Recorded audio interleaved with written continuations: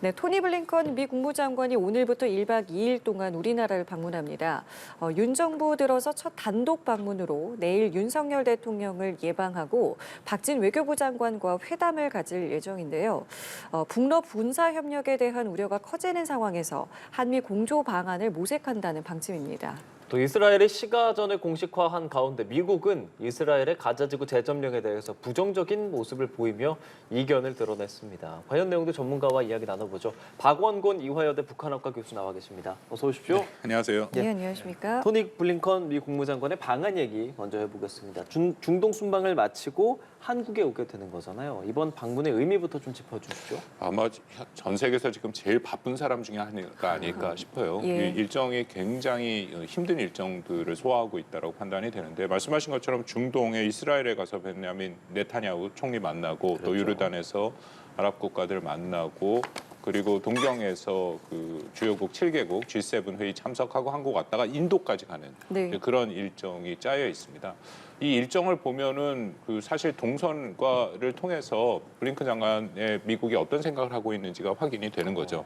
1차적으로 중동 문제 굉장히 중요하니까 이게 세 번째 제가 기억에는 직접 블링컨 장관이 중동을 방문하고 이스라엘을 간 거고, 근데 그만큼 이쪽 인도 태평양 지역도 중요하죠. 근데 최근에 얘기 나오는 게 워낙 예상치 않게 중동에서 어려움이 발생했고 또 우크라이나 전쟁도 있으니까 네. 이 인도 태평양 지역 한반도를 포함해서 이쪽에 대해서 미국이 그 관심도가 좀 낮아지는 거 아니냐라는 우려가 있는데 그것을 좀 불식시키고자 하는 그런 생각도 분명히 담겨 있다. 그래서 굉장히 어려운 그런 여러 가지 스케줄임에도 불구하고 한국을 방문하고 그리고 또 인도까지. 인도도 상당히 중요하지 않습니까? 인도 태평양의 핵심 미국의 동맹국은 결국은 한국과 일본, 한미일이고 더불어서 인도도 중요한 국가니까 그런 동선을 통해서 이번에 방한하는 목적이 상당 부분 나타난다고 생각합니다. 예, 그러니까 인태 지역에 대한 이제 우선순위를 놓지 않았다라는 걸 이제 좀 보여주기 위한 것이고 시점적으로 봤을 때 또 다음 주에 에이펙 정상회의가 있기 때문에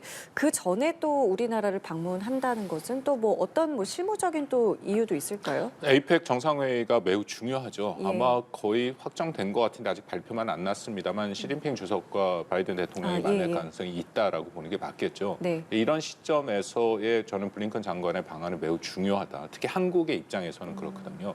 왜냐하면 지난번에 중국 외교부장이 방미를 하지 않았습니까? 그 당시에 블링컨 장관을 6시간을 만났습니다. 그리고 나서 그 미 국가안보보좌관 제이크 설리반과 3시간을 만났고 바이든 대통령과 1시간을 만나서 왕이 외교부장이 전체 10시간을 그렇네요. 있었다라는 얘기거든요. 최근에 또 미중 관계를 보면 이전과는 다르게 어쨌든 미국과 중국이 일종의 협력의 공간대를 만들겠다, 공간을 확보하겠다라는 의지가 양쪽에서 다 보이고 예. 아마 그것이 보다 구체화돼서 나타나는 것이 말씀하신 11월 다음 주에 있을 에이펙 회의라고 생각하는데 여기에서 한국은 그렇다면 미국이 중국과 어떤 얘기를 하고 있는지 그쵸. 그리고 미국이 현재 갖고 있는 대중 정책은 어떤 거지 그리고 블링컨 장관이 실무 그 주간 업무를 담당하는 그 장관으로서 왕이 부장을 직접 만났으니까 그러면 중국의 반응은 어떤 건지 그런 것을 한국이 파악하는 게 저는 매우 중요하다고 생각합니다. 예. 지금까지 한국이 한미 동맹을 강화하고 한미 협력을 강화한 상황에서 중국과의 관계를 관리해 왔는데 이제는 앞으로 중국과의 관계를 어떻게 가져갈 것인가를 결정할 그런 순간이 와 있다라고 판단이 되거든요. 이 시점에서 그렇기 때문에 블링컨 장관이 온다면 한국 입장에서는 그것을 확인하는 작업. 거기에는 이제 11월에 에이펙에서 미국과 중국이 어떤 얘기를 할 건지까지 포함되고 가능하다면 한국의 좀 어젠다도 집어넣었으면 하는 바람이죠. 특히 최근에 심각한 문제가 되고 있는 그 중국의 탈북 및 북송 문제. 이런 것들은 사실 미중 간에 바이든 대통령이 시진핑 주석한테 의제를 올려서 얘기를 한다면 이거는 효과가 분명히 있어 보이긴 합니다. 예. 일단 방한 기간 중에 박진 외교부 장관과 회담하고 윤석열 대통령도 만난다고 지금 계획이 되어 있습니다. 어떤 이야기들을 좀 나누겠습니까? 뭐 중요한 문제들이 많이 있죠. 또 하나 그 핵심적인 블링컨 장관이 와서 얘기해야 될 것은 올해 4월 달에 있었던 워싱턴 선언이 있었고 또 8월 달에 캠프 데이비드의 한미일 정상회의가 있지 않았습니까? 거기에 굉장히 의미 있는 여러 가지 것들이 서로 논의가 됐는데 그것을 어떻게 후속 조치로 이끌어 갈 것인가 이제 그런 모습들도 그런 논의가 될 가능성이 있고 또 하나는 최근에 북러가 굉장히 밀착하는 모습을 우리가 계속 보고 있지 않습니까? 예. 그러니까 이 분야에 대해서 그러면 한국과 미국, 뭐 일본까지 거쳐서 오니까 어떻게 이것을 대응할 것이냐. 뭐 거듭 말씀드립니다만 이게 북러 간의 밀착이 굉장히 심각한 문제일 수밖에 없는 게 이미 북한은 러시아에 우크라이나 전쟁을 위한 무기를 지원했다라고 알려져 있고 증거들이 다 나왔고요. 역으로 그 다음에는 러시아가 과연 그러면 반대급부로 북한한테 무엇을 지불할 것이냐, 뭐 첨단 무기 기술 이전 그런 얘기가 나오는데 만약에 그렇게 된다면 이거는 한국한테 실존적인 위협이 그렇죠. 됩니다. 예. 그러니까 거기에 대해서 대응을 하는 것을 중요하기 때문에 이번에 블링컨 장관이 오면 아마 그 얘기도 같이 될 가능성이 있지 않을까 싶습니다. 나눠야 될 이야기들이 굉장히 많은데 또 하나 주목되는 게 이제 블링컨 장관이 일본을 갔다가 우리나라로 오는 거잖아요. 일본에서는 한미일 3국 협력 방안에 대한 논의가 좀 있었다고 하는데 그럼 관련해서 또 우리랑도 이야기를 하게 되는 거죠. 그렇습니다. 그 한미를 강조하는 것은 아까 말씀드린 캠프 데이비드의 협정이 있었는데 네. 그 이후에 어떻게 이것을 진행할 것인가 사실 좀 구체화해서 진행할 것들이 꽤 있습니다. 아마 그런 논의들이 됐을 것이고 일본과도 그 얘기를 분명히 했겠죠. 그 다음에는 아까 말씀드린 인도 태평양 지역에서 한미일이 결국은 핵심 이 축이 될 수밖에 없기 때문에 한국한테 요청하는 거 원하는 것들에 대한 얘기를 할 가능성이 있고요. 더불어서 그 블링컨 장관이 아마 또 핵심적으로 얘기할 게 아까 처음 말씀드린 것처럼 동선을 보면 이게 중동을 갔다가 여기 오는 거지 않습니까? 예. 그 일본에서도 그 얘기를 많이 했다라고 이미 보도에 나왔는데 중동 문제에 대해서 한국과 일본과 같이 공유하는 것은 매우 중요하죠. 우리가 중동에서 뭐 이걸 이스라엘 하마스 간의 분쟁이 결코 남의 일이 아니거든요. 특히 미국의 입장에서는 잘못해서 이게 확전이 돼버리면 그러면 이거는 가장 최악의 그런 시나리오가 되는 거고 이거는 한국한테 또 일본한테도 직접적인 위협이 됩니다. 왜냐하면 우리 같은 경우에는 원유의 대부분을 중동에서 수입을 해오는데 확전이 된다면 원유 수입선이 어려워지고 그러면 이것은 경제 위기로 이어질 가능성이 높거든요. 네. 그런 부분에 대해서 미국과 또 일본을 거쳐서 한국과 논의할 필요는 있다라고 생각합니다. 결과적으로 한국 등 이런 핵심 동맹국들의 역할을 더 강조하기 위해서 이번에 이렇게 순방을 하는 것이다라고 생각을 하면 되는 그렇습니다. 거군요. 큰 틀에서는 이제 국제 정세 말씀드린 여전히 또 우크라이나에 대한 기대도 있죠. 왜냐하면 중동 문제에 미국이 좀 더 신경을 써야 되니까 상대적으로 우크라이나에 대한 신경이 좀 덜 쓸 수밖에 없는 이제 그런 부분이 있고 그러면 우크라이나 지원에 대해서는 역시 미국의 핵심 동맹국인 한국과 일본의 어떤 역할을 조금 더 기대할 수는 있다. 뭐 그런 얘기도 오고 갈 가능성은 저는 있다고 생각합니다. 예. 지금 그 이스라엘과 하마스 전쟁 그 부분에 대한 이야기 좀 짚어보자면 말씀하신 것처럼 중동 전체를 확산하는 걸 막고 싶어하는 것이 미국의 심리라고 한다면 이스라엘 같은 경우는 지금 시가전을 아예 공식화했잖아요. 그럼 둘 사이의 이견이 좀 멀어지는 거다라고 좀 생각할 수 뭐 있을까요? 네타냐후 총리가 어저께 바로 얘기를 했는데 현재 미국이 특히 블링컨 장관이 가서 계속 얘기한 것은 인도주의적인 목적을 향해 일시 교전 중지를 네. 요청을 한 거죠. 왜냐하면 지금 가자 지구에서 대규모 민간인 피해가 나오고 있으니까 일단 중지해서 민간인들을 더 대피시킨 후에 군사 작전을 하자. 큰 틀에서 그 미국 정부가 기본적으로 하마스 제거라는 목표에 분명히 동의를 하고 있습니다. 그리고 이스라엘 지상군이 가자 지구에 들어가는 것을 반대하지 않아요. 근데 문제는 그 지구에 들어가되 이런 민간인 희생을 최소화하고 네. 그리고 더 중요한 것은 가자를 점령하는 것은 안 된다. 점령 이후에 그러니까 가자 지구의 가자 지구에서 하마스를 퇴출한 이후를 어떻게 운영할 것이냐 이제 그런 부분들에 대해서 미국이 계속 강조를 하고 있는데 아마도 그런 논의들을 이번에 가서 블링컨 장관이 했을 가능성은 매우 높죠. 이번에 그 CIA 국장도 이제 간다고 하는데 그럼 어떤 이야기들 또 하게 되는 겁니까? 지금 뭐 문제가 좀 복잡해지는 게 현재로서는 이게 뭐 거듭 말씀드렸는데 미국의 입장에서 가장 중요한 것은 확전이 되는 것을 방지하는 것이죠. 네. 확전이 된다라는 것은 이란이 직접 개입 가능성은 좀 크지 않다라고 생각하는데 헤즈볼라가 들어오면 결국 그것도 이란도 다 연계가 되니까 이제 그런 위험성이 있고 그렇게 되면 정말 미국이 원치 않은 중동 분쟁에 직간접적으로 보다 개입을 해야 되는 상황이 오는 것이죠. 그렇기 때문에 이스라엘한테 이제 계속 그런 얘기를 하고 있고 또 CIA뿐만 아니라 미국의 오스틴 장관도 계속 그런 얘기를 하고 있는데 미국이 9.11 테러로 테러와의 전쟁을 충분히 경험하지 않았습니까? 그러니까 이런 상황에서는 지상 작전도 중요하긴 하지만 결국은 하마스의 주요 지휘부를 제거하고 하마스 조직을 뿌리 뽑는 것은 이것은 정보를 기반으로 한 굉장히 장기전이 될 수밖에 없어요. 이제 그런 부분에 대해서 미국이 그간 해왔던 그런 여러 가지 그 경험들을 아마 공유하는 그런 일들을 할 가능성이 높다고 생각합니다. 이게 생각보다 분쟁이 길어지다 보니까 미국 내에서도 지금의 미국의 태도에 대해서 좀 비판하는 이제 목소리들도 나오고 있는 걸로 이제 알려지고 있는데 지금의 이 미국의 역할은 언제까지 그러니까 계속 할 수는 있을 거라고 보십니까? 바이든 대통령 행정부가 굉장히 어려움에 처해 있는 것은 분명하죠. 왜냐하면 계속 인도주의적인 문제의 것을 강조하는데 대규모의 희생자가 나오고 있고 물론 뭐 일부 그 미국에서 얘기하는 게 가자 지구에서 가자 보건국이 발표한 그 수치는 믿을 수가 없다, 그러니까 과장됐다라고 얘기를 했더니 예. 또 유엔 기구에서 이 수치가 맞다라고 얘기를 해버리니까 국제사회에서는 기본적으로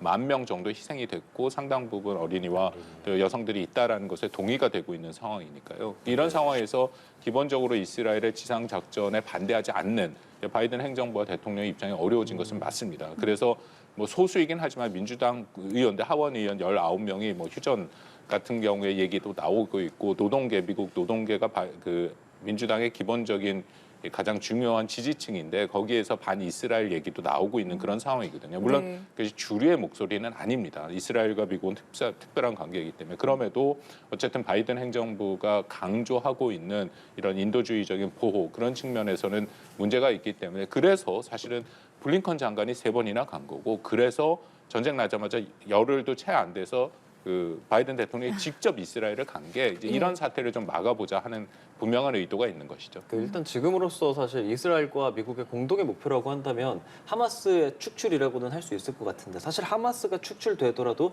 그 다음에 이 팔레스타인에 대한 혹은 가자 지구에 대한 통치권을 뭐 어떻게 가져갈 것이냐 이 부분에 대해서 미국도 생각해봐야 하지 않겠습니까? 그렇습니다. 얼마 전까지만 해도 그 이스라엘과 미국이 그 부분에 대해서는 동의를 했어요. 가장 큰 틀에서 이 가자 지구를 계속 점령하지는 않겠다라는 거거든요. 그러니까 이스라엘이 들어가서 하마스를 제거한 후에 가자에 그 철수하겠다라는 건데 근데 최근에 또 이스라엘에서 나오는 얘기를 보면은 가자 지구를 계속 점령해야 된다는 얘기가 나오거든요. 이스라엘이 그렇죠. 그렇게 되면 이건 문제는 굉장히 복잡해집니다. 그러니까 국제사회에서 인정하고 오슬로 협정에서 하는 이 국가 체제 자체가 부인되는 형태가 돼버리거든요. 그 이 국가 체제에는 가자 지구가 저쪽 서한 지구에 그 팔레스타인 독립국가를 만든다라는 게 가장 핵심적인 합의 사항인데 그 합의 사항이 안 지켜지는 상황이 올 수도 있죠. 그렇게 되면 이제 매우 심각한 문제가 있다. 그렇기 때문에 미국이 사실은 그 합의를 이끌어 오슬로 협정도 그렇고 상당 부분 노력을 했기 때문에 이것은 여전히 바이든 대통령과 행정부도 공식적으로 공개적으로 중요하다. 이것이 유일한 해결책이다 얘기를 하고 있기 때문에 가자지구 점령에 대해서는 분명히 부정적인 입장을 보일 겁니다. 근데 말씀하신 것처럼 그렇다면 하마스를 제거한 이후에 과연 뭐 이 대화와 일정 수준 협력이 가능한 새로운 통치 체제가 가자 지구에 나타날 것이냐. 그 부분이 가장 어려운 문제긴 한데 뭐 쉽진 않아 보이긴 합니다. 그럼 어쨌든 지금 말씀하신 것처럼 미국 행정부는 굉장히 좀 곤란한 상황인 것이고 이스라엘은 좀 강경하게 지금 태도를 보이고 있잖아요. 앞으로 좀 이 부분은 어떻게 좀 둘 사이의 이 의견은 좀 어떻게 좀 조율될 거라고 보세요? 그 미국의 역할론에 대해서 뭐 상당 부분 국제사회가 기대를 하고 있는데 좀 양가적인 건 있죠. 그렇게 기대를 해서 왜 미국이 못하느냐. 근데 미국이 그간에 뭔가를 하려고 하면 또 왜 미국이 하느냐라는 그런 비판의 목소리도 있었고 반면에 저는 여기서 보는 게 중국이 사실은 이 중동 지역에 굉장히 영향력을 끼치려고 노력을 했고 많은 투자를 했는데 지금 이 상황에서 중국이 보이진 않습니다. 그러니까 제가 이 말씀을 드리는 게 이거는 어차피 미국 혼자서 할 수 있는 문제도 아니고 그러니까 국제사회가 특히 뭐 사실 중국같이 좀 힘 있는 국가 같이 협력을 해서 또 중국은 팔레스타인 편을 계속 들고 있으니까 그렇게 협력을 해서 뭔가 중재안들을 만들어내는 그 작업은 필요하겠죠. 그렇게 해서 1차적으로 가장 중요한 것은 민간인의 희생을 일단 막는 것이 중요하고 그 다음 단계를 같이 좀 고민을 하는 그런 공동의 작업이 저는 필요하다고 생각합니다. 예, 중동 문제에 대해서 고민하는 미국. 일단 이번 주에는 말씀해주신 대로 토니 블링컨 장관이 우리나라에 오고요. 다음 주에는 로이드 오스틴 국방장관이 한국을 찾습니다. 국방장관 연달아 찾아오는 것에 대한 의미 어떻게 생각해야겠습니까? 뭐 오스틴 장관이 온 것은 우리가 연례적으로 하고 하는 한미 연례 협의회 SCM 55차죠. 그 회의 때문에 오는 것인데요. 오스틴 장관 오는 건 매우 큰 의미가 있습니다. 왜냐하면 올해가 한미동맹 70주년을 기념하는 해이기 때문에 이것은 이전의 SCM과는 좀 또 다른 의미를 부여할 수밖에 없다. 한미가 국방 공동 비전 작업을 하고 있다라고 이미 좀 알려지고 있고 그 공동 비전 작업을 통해서 지난 70년간의 한미 동맹을 한번 평가해보고 앞으로를 어떻게 할 것이냐, 말 그대로 비전을 제시하는 것이고요. 이게 중요하다고 말씀드리는 게 지난 4월 달에 한미 정상회담, 그것도 70주년을 기념해서 워싱턴 선언이 나왔고 8월 달 캠프 데이비드에서 굉장히 중요한 여러 가지 얘기들이 나왔는데 그 부분을 그러면은 국방 차원에서 어떻게 가져갈 것이냐.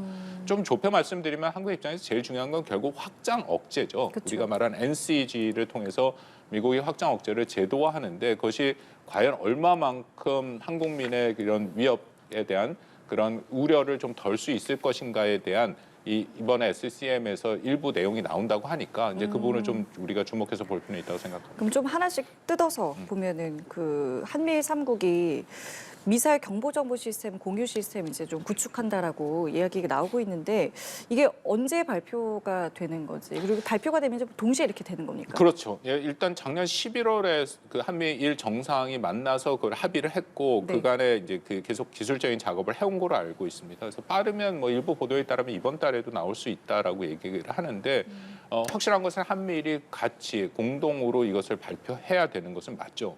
예, 그거는 한미만 하는 것은 아니기 때문에 그래서 네. 저는 SCM은 원래 한미이기 때문에 SCM 외에도 다른 방식으로 하지 않을까 싶긴 한데요. 중요한 것은 기술적인 이 준비는 거의 다 됐다. 이게 뭘 말씀을 드리냐면 한국과 미국 사이에는 당연히 실시간 정보 공유가 됩니다. 그리고 미국과 일본 사이에도 되죠. 네. 왜냐하면 각각이 다 각각이 이 시스템을 다 구축하고 있고 동맹 체제를 예. 맺고 있기 때문에 이제 문제는 3국을 연동해야 되는데 그렇죠. 한미를 그대로 연동할 수 있는 것은 아니고 이게 뭐 미국이 갖고 있는 인텔 사령부의 하와이 통제소가 있습니다. 거기로 정보를 같이 보내서 사실상 실시간으로 이것이 그 공유가 되는 이제 그런 기술적 작업을 하고 있는데 저는 이게 매우 중요하다고 보는 것이 이것이 완료가 되면 북한 미사일에 대한 대비 태세 대응 능력 억제력이 높아집니다. 그렇죠. 그간에 그냥 우리가 상식적으로 생각해도 한국과 미국이 갖고 있는 정보 감시 정찰 자산 레이더나 뭐 정찰 위성 거기에 일본 것까지 같이 들어온다면 훨씬 더 우리가 많은 걸 볼 수 있는 거고 또 레이더는 기본적으로 직진성이 있기 때문에 이렇게 쭉 앞으로 오는 것을 잘 봅니다. 근데 한국과 일본이 위치가 다르잖아요. 예. 북한이 쏘는 미사일도 다양한 방향으로 날아가고 그렇기 때문에 서로 볼 수 있다면 북한의 미사일을 훨씬 더 빠르게 신속하고 정확하게 탐지 식별이 가능하다. 이런 면에서는 북한의 입장에서는 굉장히 위협이 될 수 있죠. 예, 한미 국방당국이 발표한 내용 보면 올해 미국의 전략 자산이 한 9차례 정도 전개가 됐고 전략 폭격기도 5차례 정도 한반도 전개가 됐다라는 내용들을 발표를 합니다. 이제 다음 주에 말씀하신 것처럼 한미 안보 협의 회의 열리잖아요. 확장 억제에 대해서 조금 더 뭐 구체적으로 조금 더 많은 이야기들을 나눌 수 있겠습니까? NCG가 출범해서 지금 여러 가지 얘기들을 논의를 하고 있고 말씀하신 것처럼 그 중에 하나가 전략 자산의 현시라고 불리죠. 이 한반도에 직접 들어온 게 비교가 되는 게 작년 같은 경우에 한 번 왔고 재작년에 안 왔습니다. 예. 올해 9번 왔다라는 것은 그만큼 나름대로 미국이 안보 공약을 지키려고 하는 모습을 보여주고 있고 그것은 공개되는 모습이다라고 할 수 있는데 중요한 것은 그거 외에 우리가 말한 NCG 핵 협의 그룹에 얼마만큼 실질적으로 제도화되느냐. 그러니까 쉽게 말씀드려서 이 핵에 대한 대응 능력에는 핵 자산을 활용해야 되는데 그 핵 자산의 운영권은 100% 미국한테만 있습니다. 아, 그렇죠. 그러니까 NCG 핵 협의 그룹을 통해서 우리가 할 것은 그 운영의 여러 가지 과정 결정까지는 뭐 우리가 공유할 수는 없더라도 어떤 자산을 어떻게 활용하고 또 우리도 갖고 있는 재래식 전력 자산이 있으니까 그것을 어떻게 활용해서 북한 핵에 대해서 대비를 할 것이냐. 근데 그게 가장 높은 수준이면으로 간다면 한국과 미국이 공동 작전 계획을 만드는 건데 거기까지 못 간다 하더라도 지금보다는 제도화되는 모습을 보여야 된다. 이 부분은 뭐 사실은 저를 비롯해서 이것을 쭉 추적하는 사람들 입장에서는 어떤 의미가 있는지가 발표가 나오면 좀 알 수 있거든요. 네네. 그러니까 이전보다는 이것이 진전된 모습으로 나와야 된다. 이번 SCM에서 얘기가 나온다고 하니까 한번 그것은 두고 볼 필요가 있다고 생각합니다. 그 지금 말씀하신 운용과 관련해서 전략사령부도 새롭게 창설이 되잖아요. 그럼 이 역할은 어느 정도 수준까지 기대해 볼 수 있는 건가요? 조금 복잡한데요. 한국의 예. 전략사령부가 이 임무를 이제 전담한다라고 얘기를 하는데 그건 맞습니다. 네네. 전략사령부라는 게 결국 북한의 전략 무기를 대응을 해야 되는 거니까. 근데 중요한 것은 한국이 혼자 하는 것이 아니라 이 전략사령부를 통해서 미국과 협력을 해야 되는데 그렇다면 미국의 카운터파트가 누가 될 것이냐. 그런 부분들에 대한 좀 정리가 필요합니다. 이건 미국 합참도 있고 인도태평양 사령부도 있고 주한 미군 사령부도 있고 굉장히 복잡한 이 체계들이 있거든요. 그 우리도 합참이 있고 한데 전략사무소 사령부랑 여기랑의 서로의 관계를 어떻게 어떻게 만들 것이냐가 사실은 남아있는 저는 숙제라고 생각을 하고 있고요. 근데 중요한 것은 어떤 통로든지 그것이 제도화된 통로가 있다면 말씀드린 것처럼 지금보다는 미국이 활용하고 있는 여러 가지 전략 자산, 특히 북한 핵에 대한 대비를 우리가 더 제도화된 틀에서 같이 과정을 공유할 수 있도록 하는 것이 매우 중요하겠죠. 이런 시스템을 우리나라 외에 미국과 공유하는 국가가 있나요? 없습니까? 핵에 대한 대응 능력은 뭐 많이 나토에서 얘기하고 있는 거기도 이제 핵 협의 그룹이라고 예, 예. 있는데 거기랑은 좀 내용이 다르고 우리는 양자 간에 하는 거고 우리는 또 연합 체제이기 때문에 이게 일본이랑은 또 좀 다릅니다. 그래서 중요한 것은 이것을 공동으로 대응을 할 수밖에 없다. 왜냐하면 우리가 전쟁을 말씀드리기는 좀 불편하지만 전쟁을 상정해 놓고 생각한다면 북한이 먼저 공격을 해올 때 예. 이게 북한이 재래식 전력으로만 공격을 해올 가능성은 없거든요. 혹은 분명하게 김여정이 아주 명확하게 자신들이 전쟁 초반에 핵무기를 쓰겠다고 또 남한을 향해 쓰겠다라고 공포를 한 상태이기 때문에 전쟁이 시작이 된다면 당연히 재래식 공격 외에도 핵 공격이 같이 될 수밖에 없다. 그러면 한미가 현재 연합 체제에서 그걸 어떻게 대응할 것이냐가 중요하거든요. 예. 우리가 갖고 있는 연합 그 작전 계획에 따르면 그 북한의 핵 위협에 대한 대응은 없고 재래식 공격에 대해서 어떻게 대응할 것인가가 있다라는 거죠. 예. 그렇기 때문에 핵 대응을 거기에 포함시키는 것은 매우 중요하다. 근데 문제는 미국이 그 어떤 국가에도 작전 계획에서 자신들이 갖고 있는 핵을 공유하지는 않습니다. 그래서 그런 한계를 생각할 때 그래도 최대치로 우리가 공유할 수 있도록 만드는 것이 중요하다고 생각합니다. 그렇죠. 뭐 지금도 연합사를 통해서 사실 미국의 고유 권한이기 때문에 전략사령부가 창설된다면 어떤 역할을 할지 주목해 봐야 할 것 같고요. 말씀해 주신 것처럼 뭐 재래식 이런 부분도 우리가 주목할 수밖에 없는 게 우리는 휴전국이고 러시아 같은 경우도 지금 군축 뭐 그런 조약 같은 거 탈퇴한다라고 하고 미국의 중국까지도 계속해서 이런 군사적인 부분에 있어서 경쟁적으로 지금 뭐 탈퇴하고 하는 상황이지 않습니까? 이런 상황 좀 어떻게 보세요? 뭐 매우 우려됩니다. 예. 왜냐하면 방금 말씀하신 게 그 유럽 재래식 무기 감축 조약 CFE라고 불리는 것인데 이건 기본적으로 냉전 시기에 소련과 미국 사이에 어떻게 보면 그 당시에 바르샤바 조약기구와 나토 사이에 재래식 무기를 감축하고 이것을 일정 수준 한정하자라는 그런 것인데 거기에 대해서는 뭐 당연히 러시아도 지금 뭐 탈퇴한다고 얘기했고 유럽의 나토 동맹국도 더 이상 이것을 유효하게 볼 수 없다. 왜냐하면 이 시작이 우크라이나 전쟁이거든요. 러시아가 우크라이나에서 전쟁을 해버리니까 유럽의 나토 동맹국들이 그 우크라이나에 대해서 지원을 하고 또 그런 상황에서 그렇다면 지금 말씀드린 이 재래식 무기를 감축하는 것 자체가 실효성과 의미가 없어져 버렸습니다. 이제 이런 상황이 발생했다라는 것이고 또 그 전에 트럼프 대통령 때도 우리가 뭐 많이 얘기하는 이제 중거리 핵 전력 조약 INF라고 불리는 것을 파기를 했는데 이건 어떤 의미가 있냐면 문제가 이런 조약들이 대부분 미국과 소련 사이에서 있었던 거거든요. 중국은 없습니까? 없었습니다. 중국은 다 빠져 있어요. 왜냐하면 중국은 그만큼 그 냉전 시기에 군사적으로 막강한 국가가 아니었기 당시 때문에 중국을 그렇죠. 생각해 보면 근데 미국의 입장과 유럽의 입장, 한국의 입장도 일정 수준 뭐 유사할 수 있는데 중국이 이제는 핵심적인 군사 강국이 돼버렸으니까 미국의 입장에서는 이 러시아보다는 이제 중국과 이런 무기 감축, 이런 군비 통제에 대한 조약들을 맺어야 된다. 그렇다면 기존의 것을 정리할 필요가 있다. 예를 들어서 말씀드린 중거리 핵 전략 조약 같은 경우에는 550km 이상의 핵 미사일을 배치를 금지한 거거든요. 근데 이거를 했기 때문에 미국과 러시아는 지키는데 중국은 그것을 안 지키고 얼마든지 그것을 만들어내고 없으니까. 그러니까 트럼프 대통령 행정부 때 이건 우리가 인정할 수 없다 돼버린 거죠. 그러니까 앞으로 이제 새롭게 이것을 다시 구축하고 구성을 해야 되는데 여기에는 당연히 중국이 핵심적으로 들어와야 될 그런 상황이라고 판단합니다. 현실적으로 가능하겠습니까? 뭐 근데 최근에 그 미국과 중국 사이 이 문제를 얘기를 했더라고요. 얘기가 시작이 됐기 때문에 뭐 근데 본격적으로 이런 핵 군축 협상이라든지 재래식 무기 포함해서 군축 협상까지는 안 되긴 하지만 얘기를 시작했다는 의미는 있습니다. 근데 문제는 현실적으로 어려운 게 여전히 중국이 갖고 있는 핵 전력은 미국에 미치지 못합니다. 지금 한 500개 정도의 핵탄두를 1000개 정도 늘린다 하더라도 뭐 미국이 지금 4000개인가 제가 정확한 숫자가 기억이 안 나는데 훨씬 더 많이 갖고 있거든요. 그렇기 때문에 이것이 좀 동등해야 이것이 감축이 되는데 그렇지 않은 상황이기 때문에 앞으로 갈 길이 좀 멀어 보이긴 합니다. 중국의 역할에 대해서 오늘 저희가 이야기 중에 계속 나왔어요. 그래서 이제 중국과 미국이 이제 만나게 된다면 정상들이 어떤 이야기를 하게 될지도 상당히 좀 주목되는데 아까 말씀하시기에는 그 왕이 외교부장이 갔을 때 대략 한 10시간 정도 그럼 뭔가를 얘기를 했다는 거잖아요. 지금 대략적으로 나온 게 분위기가 좀 어떻습니까? 뭐 10시간을 얘기했으면 사실 중요한 얘기는 다 했겠죠. 그 정도면은 다 의제를 올렸다. 그리고 이 상당 부분 의제는 확인이 됩니다. 일단은 미국과 중국이 공통으로 갖고 있는 국제 정세의 가장 핵심 문제 우크라이나, 중동 문제. 그것이 핵심적으로 얘기가 될 것이고 더불어서 이제 경제 분야를 얘기하면은 미국이 계속해서 중국을 견제하고 있는 그런 뭐 우리가 흔히 말하는 디커플링에서 디리스킹으로 바뀌고 있는 그런 네. 관계에서 어떻게 이것을 조정할 것이냐라는 것이 있고 또 하나는 바이든 행정부가 굉장히 중시하는 것 중에 하나가 이제 기후 변화. 그것도 당연히 중국과 협력 없이 안 됩니다. 이제 그 부분도 중요한 의제가 있을 것이고요. 그 다음에 이제 가운데쯤의 의제가 이 인태 지역의 특히 한반도, 북한 문제 같은 경우에도 중요한 의제로 오를 수가 있겠죠. 예, 지금 미국과 중국 사이에 훈풍 기류가 불고 있다라는 이야기들을 좀 하지 않습니까? 미중 관계 어떻게 예상하십니까?